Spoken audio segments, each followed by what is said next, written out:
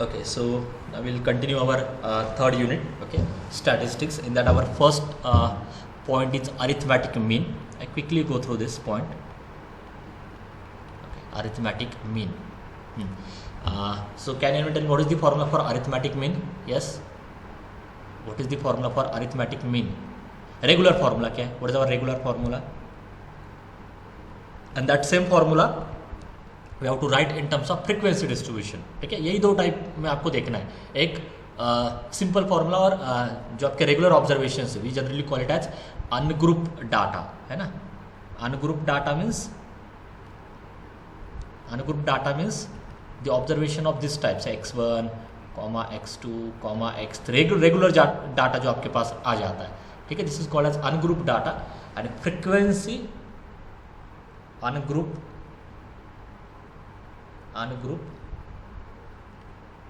Frequency distribution में जो आपके पास डाटा आ जाता है वो विद फ्रीक्वेंसी आ जाता है. Means the x1 has frequency से f1, x2 हैज फ्रीक्वेंसी से f2, लाइक दिस. ठीक है, and so on. So in both cases we have these cases we have to write the formula for mean. Yes, can anyone tell me what is the formula for mean? It's a simple one. What is that formula? What is the formula in this case? Summation xi, okay, add all these observations divided by total number of observation, let's call it as n. Okay, that gives you the arithmetic mean in ungrouped data. Okay, what is the change in frequency distribution? Yes, what is the change in frequency distribution? What is the arithmetic mean if data is defined using the frequency? Yes, anyone? What is the arithmetic mean in frequency distribution?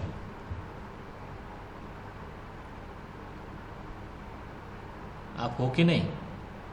Yes, what is arithmetic mean here? Anyone?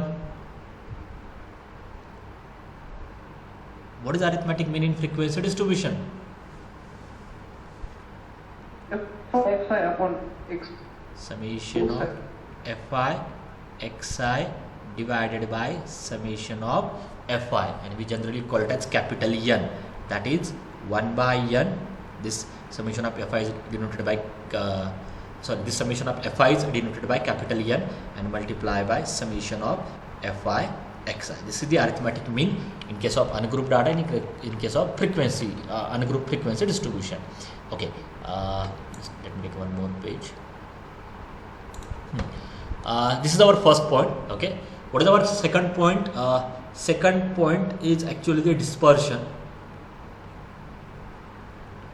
Okay, what is the meaning of dispersion? And can anyone tell me what are the tools? ये हुआ है आपका. What are the tools to calculate the dispersion in given data? कौन से tools है आपको syllabus में? Tell me one tool to calculate the dispersion. There are standard deviation. Correct. One is standard deviation. Correct. Second is defined using standard deviation only. That is called as coefficient of variation. But it is defined using standard deviation only. तो ये at the end आपके पास एक ही है, standard deviation. Okay. Okay, so can anyone tell me what is the formula for standard deviation? किसी को याद है क्या? Sigma. So the actual definition of standard deviation, that is sigma, is equal to under root of, this is the actual definition, 1 by n, correct, summation I runs from 1 to n xi minus x bar raised to what? 2. Correct? Square. So this is the actual definition of standard deviation. Okay, but for calculation purpose, we actually change this formula. Okay, what is that simplified formula? We need to simplify this just for a calculation purpose. So can anyone tell me what is that simplified formula? Sigma square is equal to what? मैंने वो proof दिया था आपको कि कैसे इसको simplify करना है. Anyone? 1 by k. 1 by k, ठीक है, 1 by n summation xi square, this is one part minus mean जो था, करेक्ट, मीन का square. So this is the actual formula that we need to apply, okay, while solving the problems on standard deviation. ठीक, ये आपको actually use करना है. ये बस डेफिनेशन है that you need to remember for the MCQs only, otherwise इसका कहीं पे भी हमें यूज नहीं करना है. ठीक है, और ये एक्चुअली डेफिनेशन है, इस पे हमें ज़्यादातर वर्कआउट करना है. So this is for ungroup data, है ना, दिस इज फॉर अनग्रुप, मतलब रेगुलर जो ऑब्जर्वेशन आपके पास आ जाते हैं. Okay, so in that case you can use this. Can you tell me the formula for standard deviation in case of frequency distribution? Can you write this formula in case of frequency distribution? क्या change होगा बोलो, क्योंकि आपको frequency का formula वो आपको easily याद हो जाएगा, उसके लिए सेपरेट प्रिपरेशन की जरूरत नहीं है. आपको बस आपका रेगुलर फॉर्मूला याद रखना है that you can easily convert in terms of frequency. हाँ, यहाँ पे n रिप्लेस होगा capital N, where capital N is nothing but summation of Fi, frequency की addition, and this replace by Fi xi square. ठीक है, and minus x bar square. But here the mean is what, in this case your mean is, in case of frequency distribution आपका mean क्या आता है, where x bar is equal to summation of Fi xi divided by n. ठीक है, यहाँ पे अभी दिखने के लिए तो आपको ये दोनों या नोटेशन इज सेम, x बार दोनों जगह पे आपको दिखाई दे रहा है, but in case of frequency distribution that x bar is actually summation of Fi xi upon capital N. Okay, हाँ, ये सो this is all about standard deviation, इतना ही आपको याद रखना है. Okay, next is the coefficient of variation. Okay, it is denoted by just capital C dot V dot. This is the notation for coefficient of variation, C dot V, and how it is defined. Can anyone tell me why we need coefficient of variation, why we need this CV? What is the drawback with standard deviation? याद आ रहा है कुछ? ये in detail में मैंने लिया है. Can anyone tell me what is the drawback with standard deviation? Yes.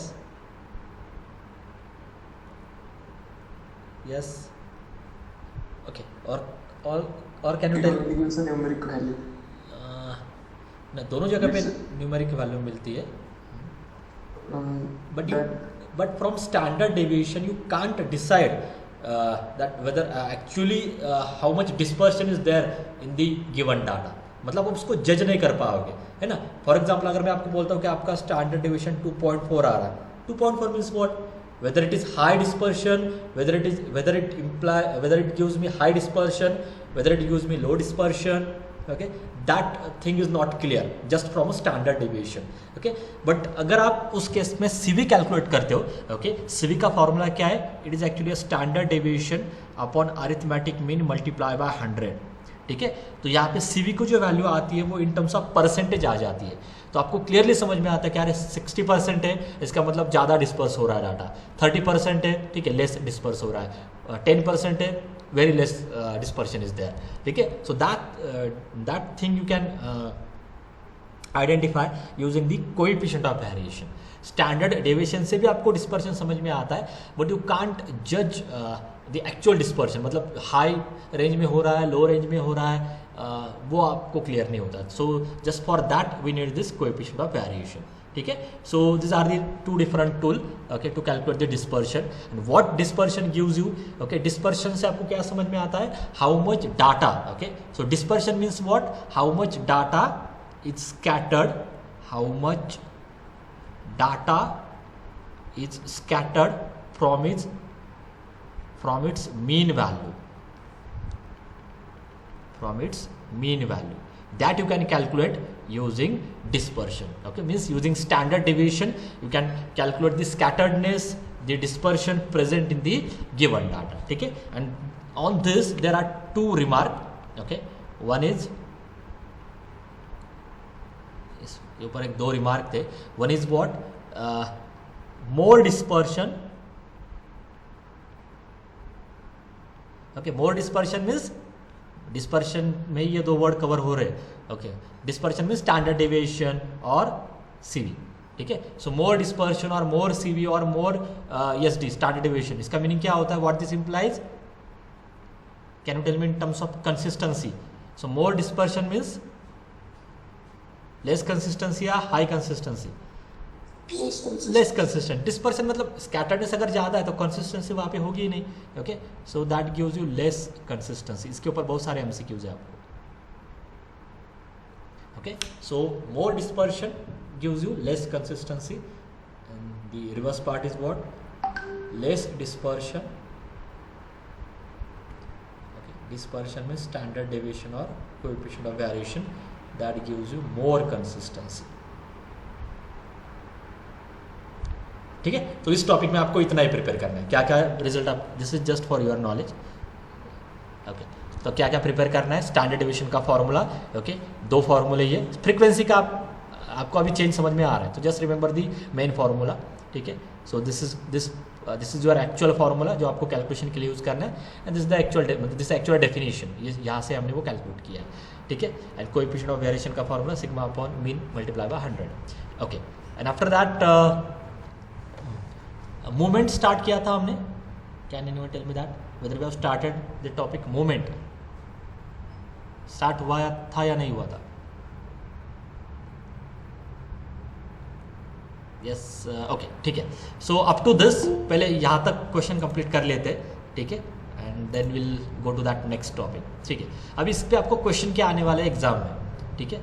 मैं वो सारे कवर करके लेता हूँ, हाँ, I hope this is visible to everyone. हाँ, क्वेश्चन नंबर 18 देखो, ऐसे सिंपल क्वेश्चन आपको एग्जाम में आने वाले, ओके। बट आपको ये डायरेक्टली नंबर्स देके कैलसी में इसका आंसर निकालना है, ओके। यहाँ पे पेज लेके पेज पे वो कैलकुलेशन करके ऐसे टाइम वेस्ट मत करो, उतना टाइम है नहीं आपके पास, ठीक है। So what is the standard division of this 3 number, formula क्या आपका, sigma square is equal to, पहले मैं फॉर्मूला लिखता हूँ, यह आपको कैलकुलेशन एक्चुअली परफॉर्म नहीं करना, this is just for your knowledge, तो आपको समझ में आएगा कि डायरेक्ट कैसे करना है। तो सिग्मा स्क्वायर का फॉर्मूला क्या है, 1/n summation xi square minus x bar square, ठीक है। तो यहाँ पे क्या होगा, sigma square is equal to, कितने ऑब्जर्वेशन है, 3, सो 1/3 मल्टीप्लाई बाय व्हाट, हर एक का स्क्वायर करके ऐड करना है, so 9 square plus 10 square plus 11 square, minus क्या करना है, इनका मीन कैलकुलेट करो एंड मीन का स्क्वायर, बट मीन क्या होता है, addition divided by total number of observation its square. So directly ये आपको कैल्शियम में टाइप करना है directly, okay, and then calculate the value of sigma square. So can you tell me what is this value, what is sigma from this, calci साथ में रखो, नहीं तो आप कैल्सी लेके बैठो, सारी चीज़ें कैल्सी में आपको वर्कआउट करनी है, ऐसे एज्यूम करो कि ये क्वेश्चन आपको एग्जाम में आ गया है, ओके। साइड बाय साइड आपका प्रिपरेशन हो जाएगा। Yes, anyone do this calculation and tell me the final answer.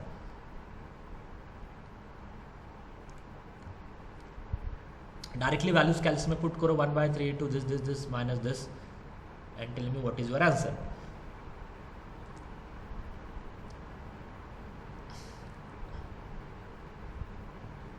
Yes,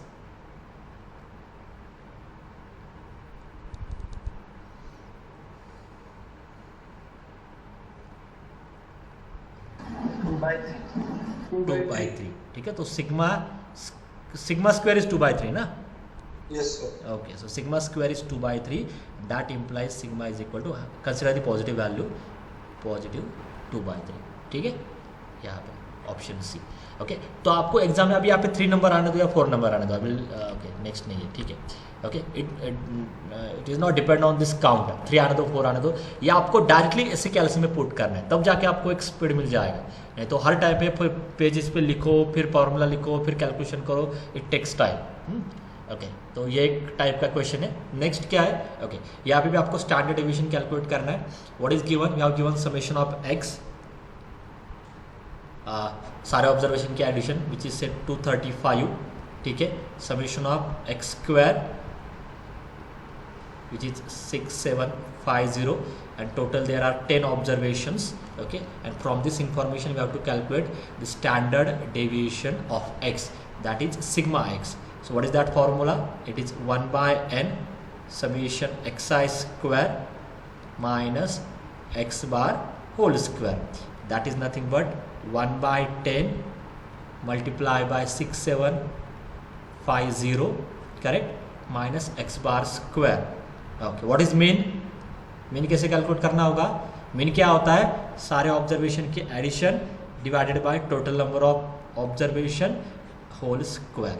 okay, so just do this, it is actually square and tell me the final answer. बोलो क्या आता है, बोलो. तो sigma x square is equal to what? Do this.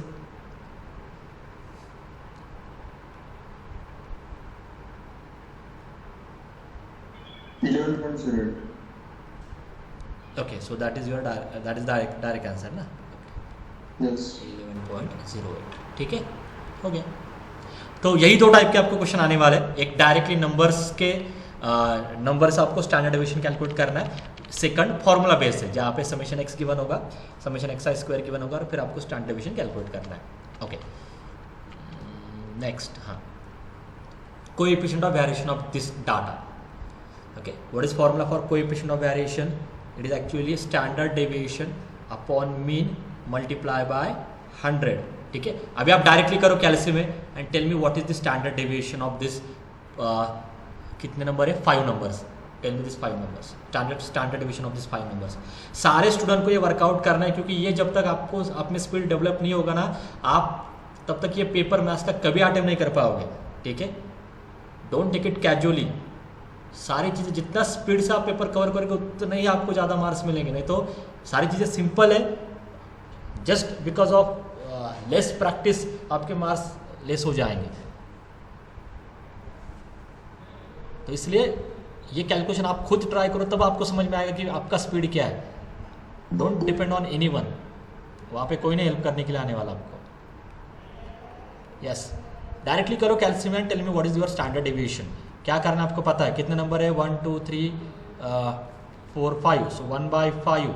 फिर क्या आ जाएगा? हर एक का square and add. 1 square, 3 square, 7 square, 9 square minus mean which is 1 plus 3 plus 5 plus 7 plus 9 divided by 5, इसका स्क्वायर. एक ही टाइम पे कैल्शियम में डालना है सब कुछ. That will be your sigma square, and tell me that value.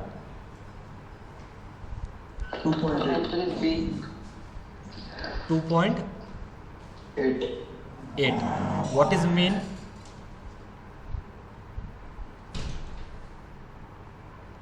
Mean क्या था?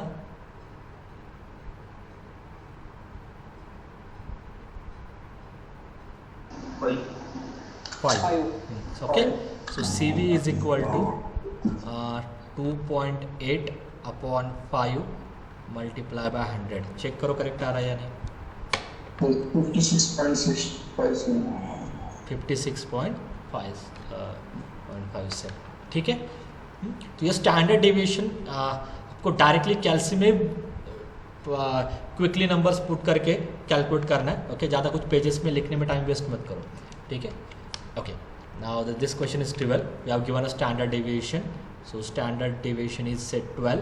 We have given a mean x bar is equal to 45.5, and we have to calculate the CV, coefficient of variation, so which is equal to sigma upon x bar multiply by 100.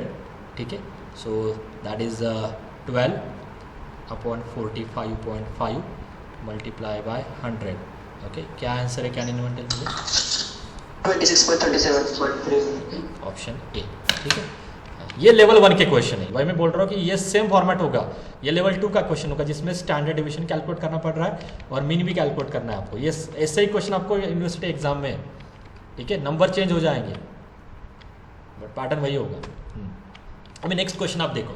यहाँ पे actually आपको consistency check करनी है. आपके पास now there are 3 player x y z.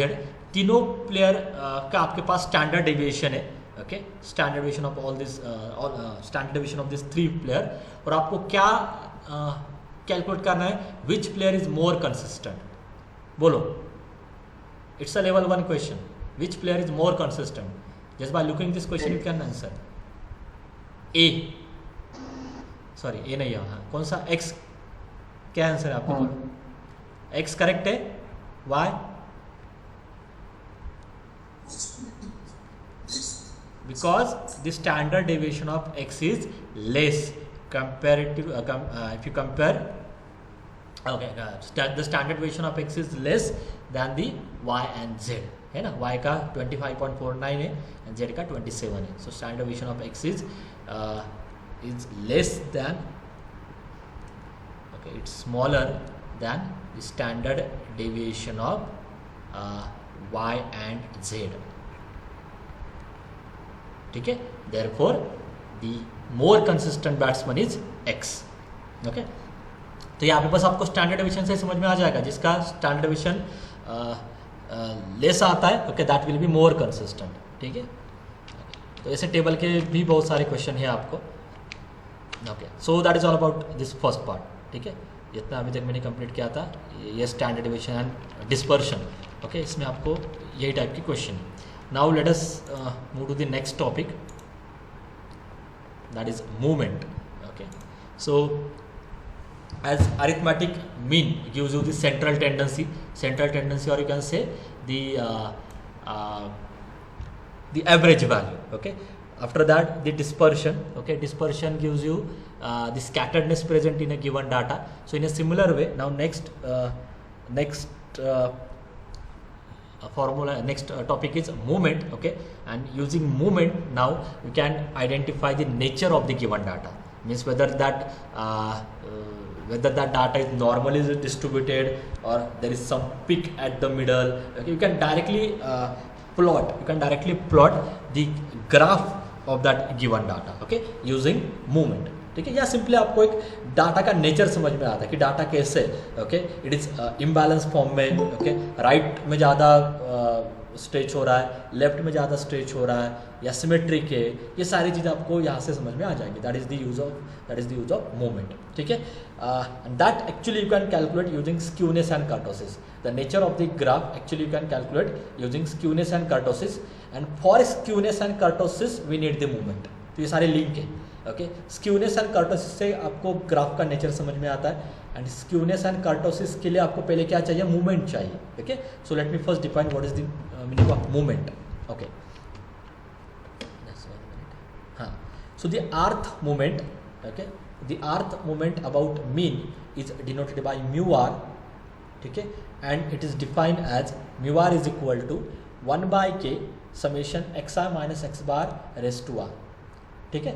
So you can assign any value to r, where r is the natural number which takes values from 1, 2, 3, 4 up to infinity, ठीक है। These are the values for r. So here you can see the first moment mu1 is equal to what, 1/k summation I runs from 1 to k xi minus x bar. This is your first moment, okay. Next μ2 क्या होगा, μ2 is equal to 1/k summation I runs from 1 to k xi minus x bar raise to 2, okay. हाँ, next क्या होगा, μ3 1/k I runs from 1 to k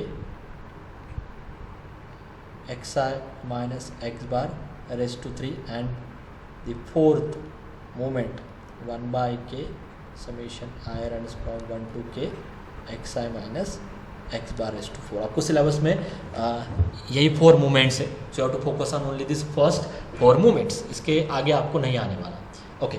now there are some results associated with this first 4 movements. Can you tell me what is value of μ1?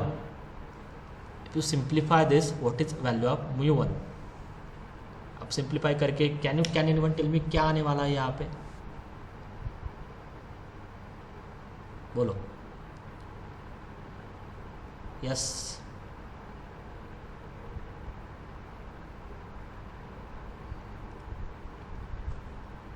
Direct proof भी है. Okay, this can be written as just okay, this can be written as 1 by k.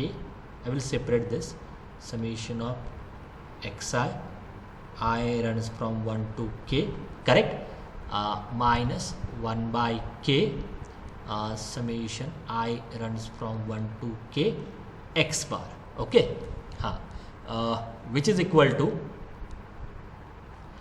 ये क्या है, summation of xi into 1 by k. What is this? ये value क्या है? What is this? Yes, anyone? मैंने summation को separate किया है और 1 बाय के से multiply, x bar by K ने only X bar. X bar का फॉर्मूला वही है ना, summation of X I upon K, summation of X I upon K, that is the formula for X bar. Okay, minus, अब ये summation आई पे run हो रहा है, ये समेशन आपका आई पे रन हो रहा है, तो एक्स बार आपका कांस्टेंट होगा. सो माइनस एक्स बार बाहर आने वाला है अपॉन के, और ये समेशन 1, अभी यहाँ पे कुछ है ही नहीं और आपको समेशन रन करनी है 1 to k. What is value of this? Summation I runs from 1 to k of 1. Answer क्या है इसका? k. So this value is k, so multiply by k, so that k cancel हो जाएगा and that value is 0. So μ1 is always 0. Okay, what is value of μ2? ये क्या दिखाई दे रहा है आपको? ऐसा फॉर्मूला आपने कभी देखा है क्या? What is this? Just check this value और मुझे बोलो ये क्या है basically. 1 by k summation I runs from 1 to k xi minus x bar whole square. What is this? Standard deviation Very square good. of algorithm pattern. Very good. So this is actually sigma square, क्योंकि आपको मैंने आते ही explain किया था कि sigma standard deviation की जो main definition है वो क्या है? 1 by n summation xi minus x bar whole square where I runs from 1 to n. ठीक है, so this is actually sigma square. तो अभी आपके पास क्या क्या इन्फॉर्मेशन आ रही है? μ1 is always 0. Okay, sigma square equal to μ2, that implies sigma is equal to under root of μ2 and this μ3 and μ4. इसमें कोई ऐसे स्पेशल रिजल्ट्स नहीं है. Okay, so you can keep that μ3 and μ4 as it is. Okay, so this is all about the first 4 moments. Okay, अभी exam में अगर आपके पास observations आ जाते हैं, x1 x2 x3 की वैल्यू आ जाती है, तो आप इजीली इसको कैलकुलेट कर सकते हो. करना क्या है, या भी फॉर एग्जांपल कोई भी एक वैल्यू μ3 कैसे कैलकुलेट करना है? हर एक ऑब्जर्वेशन से मीन को सब्ट्रैक्ट करो, फिर क्या करना है, उसका क्यूब करना है. Go to the next observation, mean subtract करो, take its cube. Go to the next observation, mean subtract करो, टेक इट्स क्यूब. ऐड करो सारे वैल्यूज को and multiplied by 1 by k. Okay, वहाँ से आपको क्या मिल जाएगा? μ3 मिल जाएगा. ठीक है, सिमिलरली आपको μ4 कैलकुलेट करना है. But okay, so but it takes time. ये इतना ट्रिवियल कैलकुलेशन नहीं है, इसलिए ऑनलाइन में ही आए. MCQs में ये डायरेक्ट आपको नहीं आने वाला. ठीक है, MCQs में आपको ज़्यादातर क्या आता है? There is one more topic related with this, that is called as movement about random point. ठीक है, एक और टॉपिक है यहाँ पे, that is called as movement about random point. Means what? If I replace this x bar by a capital A, movement about mean का meaning क्या होता है? यहाँ पे एक्स बार से सब्ट्रैक्ट करना है, that is denoted bye μr. And movement about any other point other than mean, तो उस केस में आप नीचे क्या लेने वाले हो? यहाँ पे A लेने वाले हो, and that is denoted by μ dash of r. ठीक है, so there is one more definition about this movement, that is called as movement about random point. So now we have μr. Okay, these are also called as, क्योंकि movement about mean है, this is movement about mean, so these are called as central movements. ये word आप याद रखो, बहुत बार आने वाला है. These are called as central movements. ठीक है, central movements means movements about mean. ठीक है, आपको अभी क्या करना है? Now we have to identify a relation between μr and μ dash of r. Just for first 4 movement we focus on only first 4 movements. ठीक है, so in that the first relation is trivial. μ1 is always 0, calculate करने की जरूरत है ही नहीं. कोई भी topic आने दो या कोई भी ऑब्जर्वेशन आने दो, ठीक है, कोई भी डाटा आने दो, in every case that μ1 is 0. μ2 is defined as μ2 dash minus μ1 dash whole square. μ2 is defined as μ2 dash minus μ1 dash whole square. इसका प्रूफ भी ट्रिवियल है, you can refer book also, but it takes time to complete this proof, so वो skip कर रहा हूँ मैं. Next is μ3. Okay, μ3 की definition क्या है? μ3 dash minus 3 μ1 dash μ2 dash plus 2 μ1 dash cube, and μ4 is μ4 dash minus 4 μ1 dash μ3 dash plus 6 μ1 dash square μ2 dash minus 3 μ1 dash raise to 4. अभी ये आपको कैसे भी करके याद रखने, तभी आप इसके एमसीक्यू सॉल्व कर पाओगे. अब ये किसी ना किसी आप ट्रिक से याद रखो या लॉजिक से याद रखो. जैसे कि आप देखो μ1 को तो छोड़ दो, ये याद हो जाएगा. नेक्स्ट सारे टर्म में फर्स्ट टर्म क्या है? μ2 लेते तो पहला μ2 डैश आता है, μ3 लेते तो पहला μ3 डैश आता है, μ4 लेते तो पहला μ4 डैश आता है. ठीक है, तो ये इजीली याद हो जाएगा.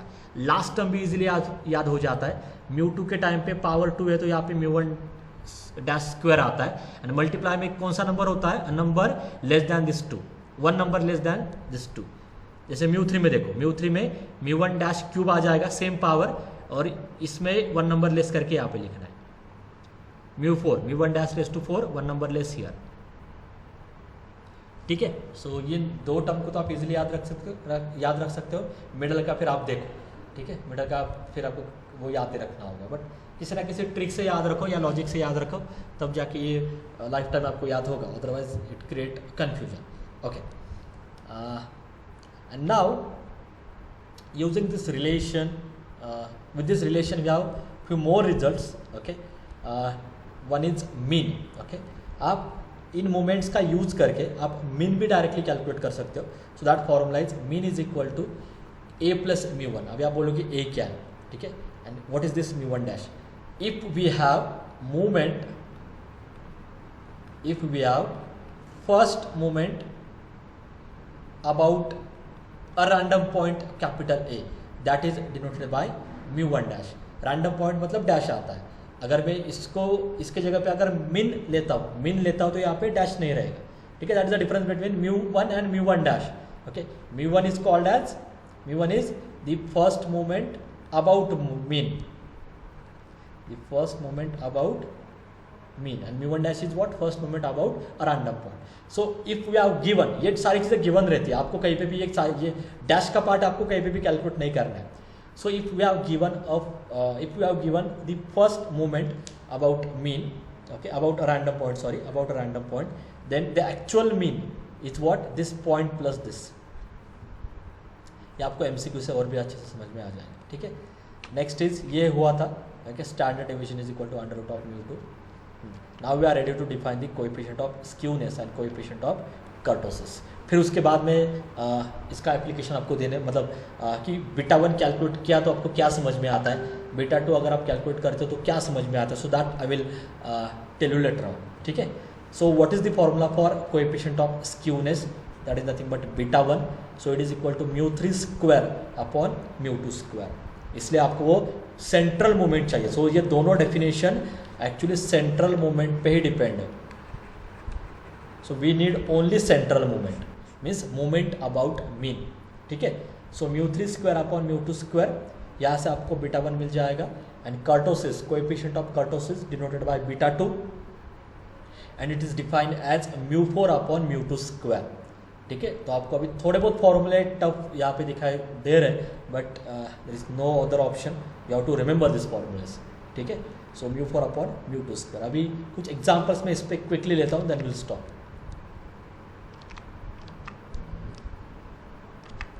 ओके,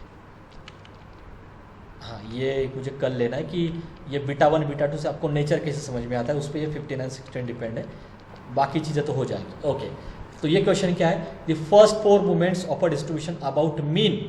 तो क्या गिवन है ये आपको अच्छे से समझ में आना चाहिए. ठीक है, तो आपको अबाउट मीन गिवन है, तो क्या क्या गिवन है? μ1 is equal to 0, μ2 is equal to 16, μ3 is equal to -64, μ4 is equal to 162. And question क्या है? What is the standard deviation? So using movement का यूज करके आप स्टैंडर्ड डेविएशन कैसे कैलकुलेट कर सकते हो? What is that formula? Standard deviation is equal to under root of what? Under root of μ2. So that value is 4. ठीक है, under root of 16, that is nothing but 4. Positive लेना है. ठीक है, ये हो गया क्वेश्चन. तो ऐसे फॉर्मूला बेस्ड क्वेश्चन आपको आने वाले हैं. नेक्स्ट सारे पॉसिबल क्वेश्चन मैंने यहाँ पे ऐड किए, मूवमेंट के शायद नहीं किए। ओके, सो आई थिंक वो टॉपिक मुझे ओके, सो नेक्स्ट लेक्चर में ही लेना था। ओके ठीक है, so I think okay will stop here. ठीक है, क्वेश्चंस मैंने नहीं निकाला, so will stop here today. Okay.